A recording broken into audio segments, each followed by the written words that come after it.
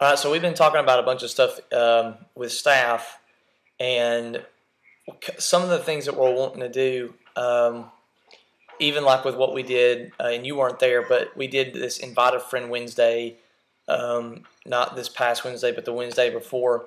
And the whole point was to get unchurched people to our service. And we really want to maybe start gearing our service more towards people who don't normally go to church. And when we start thinking about doing that, that means maybe our services have to change a little bit. Now, I'm not wanting to talk to everybody about this because everybody doesn't really need to know, not that it's a secret or anything, but the reason I'm telling you is because a big part of our service is the worship time.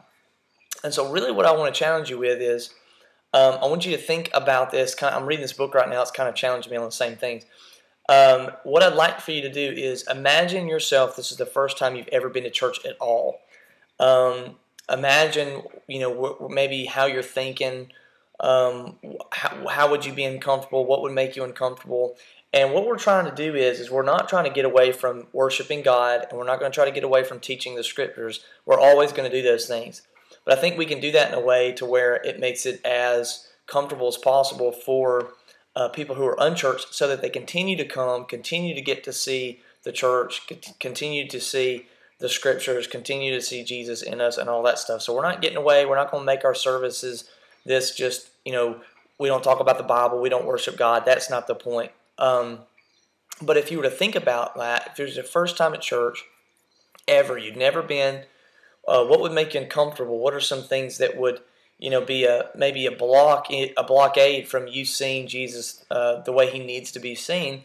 And for me, I think that's the way I speak my messages and what I'm talking about. And for you, what songs we do and how we do them. And so just thinking about this from an instance of more low worship songs are going to be maybe, and you think about it, it's your first time to ever be at a worship time or whatever.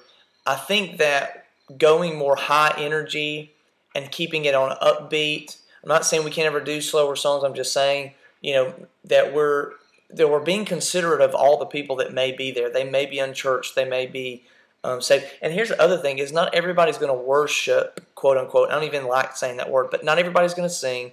Not everybody's going to raise their hands. Not everybody's going to do that. Just like not everybody's going to amen every point I make. So me and you, we've got to become more or less. We got to quit letting people dictate how we feel the set goes, and we'll never get everybody to be what I would call participants. That is, I don't think everybody's going to always sing, and I don't think some people don't like singing. Some people don't even sing in the shower by themselves. So it's not trying to get people to sing the songs and trying to get everybody to participate. That may never happen. But what we can do is make that as comfortable as possible. Just like with me speaking, I can make this as comfortable as possible so students don't feel like they have to amen me or they have to clap. That stuff usually doesn't go on anyway, but just trying to get along in the process of, if we're trying to make our services geared towards unchurched people, people who don't go to church, people who don't know who Jesus is, what are we going to be doing in worship for that, and what are we going to be doing with us? Now, I'm not leaving that to you so that you can figure it out on your own. All I'm asking you to do is think about it, so that when you're picking out your songs, you're thinking about the fact that there are going to be people there that have never sang these songs before, who never sang songs at all maybe about God. And so then that really weighs in on okay, you need to know what you're singing and why you're singing it. At times you may need to be able to explain these songs. And I think I gave you a good rule of thumb. If we can't explain the songs ourselves, there's really no reason for us to be singing those songs. So what I want you to think about let's just a starting point.